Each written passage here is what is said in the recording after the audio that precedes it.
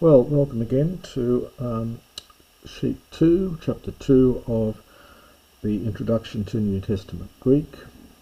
And at this stage you should have mastered the alphabet and be comfortable with breathings that we covered and iota subscript that we covered in Sheet 1 or Section 1. I like to begin with a little bit of reading practice to keep getting used to the alphabet. And again, you might like to screenshot this or get hold of a text of the New Testament and just practice reading through this section. So this is from John 1:14 to 16. And from now I'm going to include also the accents, which I haven't done before. I didn't mention the accents. There are three types of accents in Greek of this period. In modern Greek, they've been reduced down to one, which is this one, the acute. It simply tells you where the stress is. So in this word it's logos, not logos. So logos, you get the stress accent here. Now the second accent, you'll see other ones of the examples here. So sarx egeneto. This one here, you'll see that the accent goes the other way. It's a grave. And you don't pronounce this one, you just skip along. Almost every word in Greek, some don't, like n's got no accent. Almost every word in Greek will have an accent, not all of them, but most of them. The accents can be very useful in Greek. Don't worry yourself too much with them at the moment. So this indicates you just say egeneto kai eskein. So you don't, it's got an accent, but you don't accentuate when you've got the accent going this way. The third accent is the circumflex, sometimes called a perispomenon, it's a fancy name. So the circumflex, originally the Greek accent, had a pitch accent, that is, you actually went up in your voice. So in classical Greek it would be hot logos, you went upwards in sound. When you came to this you don't, you just stay flat. And the circumflex originally meant you went up and down, so it would have been classical Greek, been heimin. Now that's gone. By the time we get to New Testament Greek, it's just really, you lengthen it a little bit, so it would be imin in properly pronounced in Koine Greek, but I'm going to say heimin. So it just lengthens it. So to read through this, kai, ho, logos, sarx, there's a good practice with our xi, practice drawing your xi, sarx egeneto, kai eskei no sen, do it in syllables, en heimin, kai, this would really be pronounced ket by this stage. I'm going to say kai, it just makes it easier to learn. Ethiosamatha. Now this is not a diphthong, so it's ethiosamatha. Tain doxan, getting some more practice with our x's. Tain doxan autu. Doxan hos monogenous parapatros pleres karitos kai aletheas. Of course the meaning is, and the word became flesh and, well, tabernacled or dwelt among us, or some would say in us, and we beheld the glory of him, glory as of the only begotten from the Father, full of grace and truth. Ioannes, notice the breathing goes at the beginning here, it's just tucked in there. Ioannes, this is the name of John. It would be originally a Hebrew name, and they've tried to put it into Greek, which doesn't have a j sound, so they have to use iota. Ioannes Mature peri autu kai kekragen legon. So ketragen legon. Hutos. Now notice here, the breathing gets put in here. It's got to go on the second letter, and then there's the accent goes over top. So hutos, don't forget the H. Ain, again you've got a smooth breathing, but the accent goes over top. Ain. Hon, see what happens when you've got an H and the other accent, the H goes first and then the accent. Hon, apon. Ho opiso mu, erkominos, emprosthen mu, gegonen, hoti, that's the hard breathing again, protos mu ain. So John bears witness concerning him, and has cried out, saying, This is the one of whom I said, the one coming after me was before me, because he was first of me. So he existed, we would say, before me. Hoti ektu tu pleromatos, autu, hemes, pantes, elabomen, kai karin antikaritos. Because we, all of us, we have received from the fullness of him both grace and grace upon grace, or grace in return for grace. Just a little bit of reading practice. Don't worry about the meaning or the grammar or anything at the moment. Just practice reading it through to get used to the alphabet and getting used to the accents. Now we come now to the Greek verb, which is probably, we'll start off very gently with the verb, but the Greek verb is probably one of the most difficult aspects of the language, because unfortunately most verbs in Greek have some particular irregularity about them. But it's the fact the Greek verb is quite fascinating. But most verbs in Greek end in omega. They put an omega at the end, and that's how you learn them. And I've said in the first person singular. First person means I, and singular, well, that's I. First person plural would be we. So when you learn it, for example, you learn luo, which is a verb meaning I loose. Luo is going to be our model verb because it's very short, it's completely and perfectly regular always. It does nothing strange, and so it's a perfect verb to learn all the different aspects of the verb from. So traditionally luo was chosen as the model verb to work from. Now, unlike English, the words for I, that's first person singular, you, that's second person singular, he, she or it, that's third person singular, we, first person plural, you plural, we use the same word in English but they're different. This is you singular, meaning you one person, and you, it's you lot, you plural, that's second person plural, and they is third person plural. These now form part of the verb. There are words for these separately in Greek, but we won't worry about those at the moment. At the moment, we just remember that these are all now part of the verb, and they form part of the ending of the verb. So let me go through now what's called the present indicative active of luo. Present means it's happening now, present tense. Indicative as opposed to an order, or opposed to some doubt or it might happen. It's just our normal use of verbs. Active as opposed to passive, and then this is the verb luo. Now these ones you're going to have to learn meticulously, recite them until you really know them extremely well, write them out. So luo, I loose. So the omega here is telling me that I am doing the loosing. Lues, the ace, tells me that you, singular, are doing the loosing. So lues means you loose. Lue means he, she or it looses, depending on the context.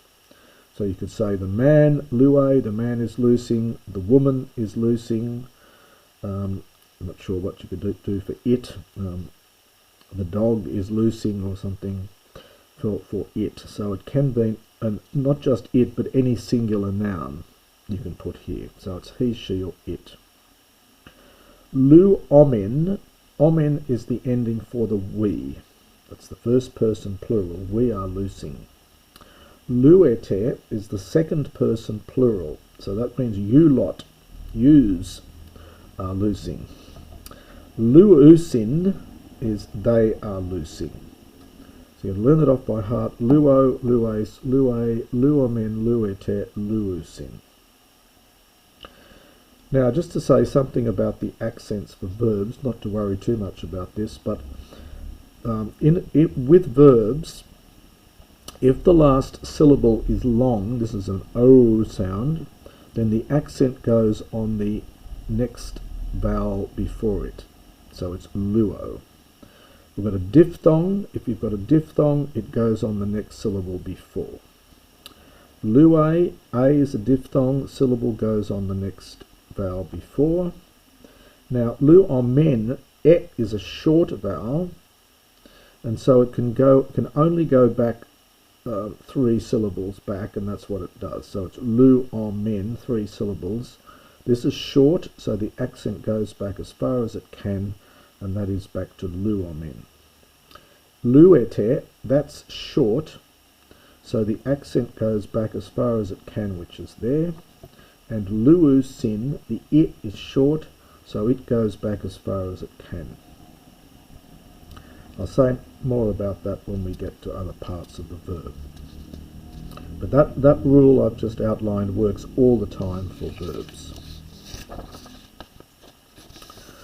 Now, the present tense may have a continuous aspect, so luo can be translated in various ways. It can mean I loose or I am loosing.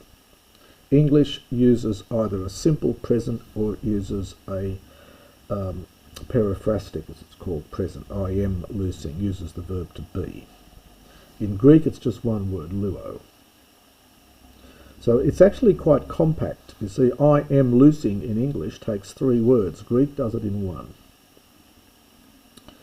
Now, the endings are attached to the stem of the verb, the present stem, and that's obtained by just removing the letter omega. So you remove the omega, that gives you the stem, and then you add the ending luais, lue, luomen, lueti, luusin. Now I'm going to put down some vocabulary. You'll see it's a fair bit there to learn. I'm going to perhaps drown you in vocabulary in these sheets, but it actually works, but you'll have to practice them. One thing you might do is to make yourself up some little cards. I used to use this with my students when I was teaching this. I had little flashcards. So on one side you write the Greek word and then put the meaning on the other side, and then you can test yourself on the various vocabulary. So I'm going to go through this quickly. So ballow, I throw. If you wanted to say he throws, it's ballet. So ballow, think of ballistic. So ballow, I throw. Blepo, I see. I don't know of any English words connected with that, but blepo is the word to see. There are various words of seeing in Greek, quite a number in fact. This is to look at, to sort of glance at. Blepo, I see. Ginosko, I know.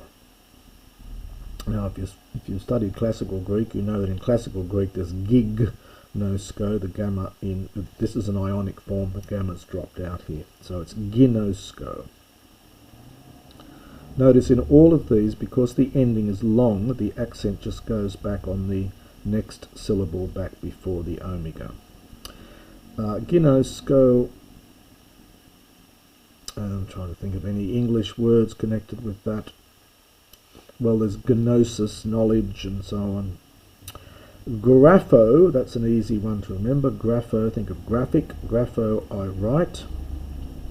This is a hard one here. There's no English equivalent here. Egero, I raise. I lift up. I raise. estheo is the word to eat. There is a word in English, fairly rare, but the word comestible, which is connected with this, meaning to eat. So estheo, I eat. Difficult one here, hue. Notice the hard breathing. So it's heurisco. Heurisco. And that means I find. English word heuristics, where you try and discover something. So heurisco, I find. Extremely common verb, echo, I have. Echo, I have. An easier one, therapeuo, I heal. Therapeuo, I heal. Crino, so think of therapeutics. Crino, think of critic. Crino, I judge. Lambano, this is a difficult one. Lambano, I take. Very common verb, lambano, I take. Lego, I say. Again, these are all extremely common verbs in Greek. Lego, I say. Meno, I remain. This is cognate it's cognate with the main in remain, the min. So meno, I remain. It's not too hard to learn. Pempo, nothing in English like this one. Pempo, I send. Another common word. Pempo, I send. Didasco, not too hard to learn. We think of didactic. So didasco, I teach. Didasco, I teach. Sozo, you can think of the theological term soteriology, the study of salvation. Sozo, I save. Now, a very common word, of course, kai, or ket as it's properly pronounced, means and. That's the word for and. Kai, extremely common. Now, you can negate the verb by putting one of these in front. This is the word for not. This is the one you use most of the time. So you might say, oo, that's a verb we've got here, oo lego, I do not say. If the verb begins with a vowel, for example, estheo, a vowel with a smooth breathing, you have to put a note to make it easy. You don't say oo estheo, you say ook estheo. The cap is just there to make it easier to pronounce. So ook echo, I do not have. If the verb begins with a vowel with a hard breathing, then that H turns the kappa into a chi and you get uch. So if you wanted to say, I am not finding, you would have to say uch heurisco. Again, it's called euphony. It's to make it sound nice and easy to say. So uch heurisco. So u before consonants, uk before vowels with soft breathing, and uch before vowels with hard breathing, and this is the word for not. It negates the verb. Well, some exercises just to do some practice here. Again, you can take a screenshot of this and work through them again later. So I'll just do a couple. I won't do all of these, do a couple of these. So lue, so the verb is luo, and this is the third person singular. So he, she, or it looses. Luomen, so it's luo, and then the omen, that's the we ending, so we loose, or we are loosing. Luusin, they are loosing. Luete, now the luete, this is the second person plural, so you lot are loosing, and we put an u in front, so you plural are not loosing. And then lue, second person singular, you singular are loosing. Heurisque, this is from heurisco, to find, so he finds. Now because this is a hard breathing, if you want to say this is we do not find, so we'll forget the uk for the minute. Heuriscomen, we find, and then uk heuriscomen, we do not find. Graphes, you are writing. I'll do these quickly now. Ballete, you plural are throwing. Blepes, you are seeing, you singular are seeing. Uk, egerusin, kappa because we've got a vowel which with a smooth breathing. They do not raise. Now, I haven't mentioned this yet, but the semicolon at the end of a sentence or word here means is used for a question mark. So it's very odd, it's very different to English. The semicolon means a question mark. So without the semicolon it would mean they are saying. With the question mark you'd say are they saying. In English you've got to change the word order. In Greek you just put a semicolon. So are they saying. Krinete, you plural are judging. Balomen, we are throwing. Sodzete, you plural are saving. Uk ekes with a question mark. So if it was just no question mark, ekes, that would mean you are having. Second person singular. Uk ekes, you are not having. Then there's a question, are you not having? Therapeuete, you plural are healing. Now I put some silly sentences here again to practice here. I'll do these quickly. You should go back through these yourself and redo them later. Lue the man, so he looses the man. Therapeutes, you are healing the boy. This is second person singular. Krinomen, the world. We are judging the world. The man, blepe, the woman. The man is looking at the woman. Now this one is, I put a question mark, not a semicolon here, but so this would be, does Paul write the letter? The apostles, heuriskusin. Now notice here we've got man singular, so you need the he form. The man he looks at. So we just say the man looks at. The apostles is plural, so we need the they form. They are finding. You don't translate the they in English here, it's just the plural subject. So the apostles are finding Jesus. The woman, singular, ballet, does not throw the stone. It's literally the woman, she does not throw the stone, but you don't put the she in. You just say the woman does not throw the stone. Some silly sentences here I put down. So meno, I remain in the house. Now there's that kai meaning and. The servants, pempusin, they send.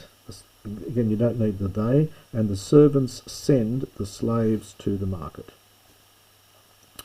Egeromen, we raise our glasses, and esthiomen, we eat. From esthio, first person plural, we eat the bread.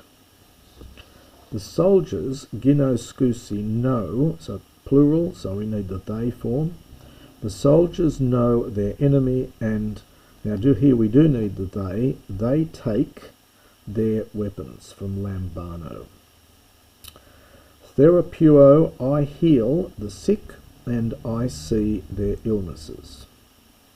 Question here, do you see the sinners, and I better put an accent on that one, and you do not send, question, so it's negative, and you do not send them away. So perhaps you could turn it around and say, do you see the sinners, and do you not send them away? Uk heuriskes, yes, so you do not find the truth. Kai, and ginoskes, you do not know God. Now I'll leave you to put the correct endings in here. You want the U singular for grapho, he sees with blepo. So again, you might like to take a screenshot of that or stop the video and write down the correct endings for those. And that is the end of sheet 2.